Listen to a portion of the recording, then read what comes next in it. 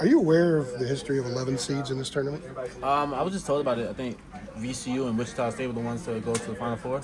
VCU and UCLA a few years ago started here in the first four and got to the Final Four. Yeah. The year before you played them in the Sweet 16, they returned that whole contingent that started here. Yeah, that's crazy.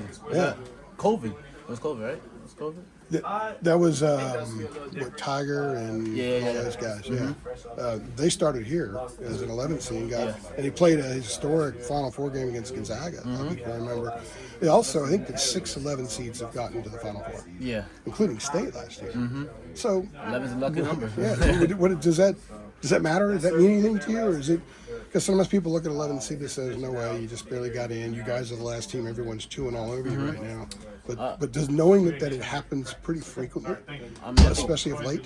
I think that's just good luck. I'm not gonna just harp on the number, but just to hear you say just the history behind it is kind of insane about it, and just the run the teams made went on. So, but I think for us it's just more about just our preparation rather than worried about our number sheet.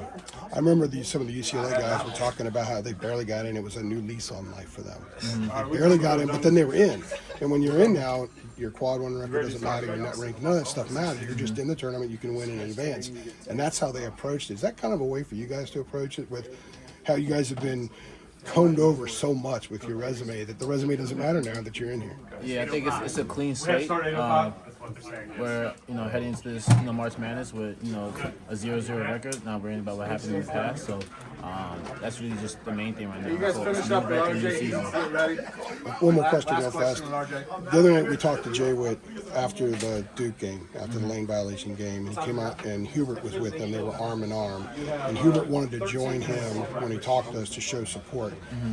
What does that tell you about Hubert, that he wanted to be there with him in that moment where he was explaining what happened? He just cares for his players, and he has their back through thick and thin, and he's a supportive coach. So to have your head coach like that, be with you through a tough time right there. I mean, that's just something that's just someone that you would want to play for as a coach, and just for him to be there with Jay Witt, have his arms around him, just speaks to the type of person he is, not just a coach. And he's very supportive and loving, and he has his players back 100%. So yeah.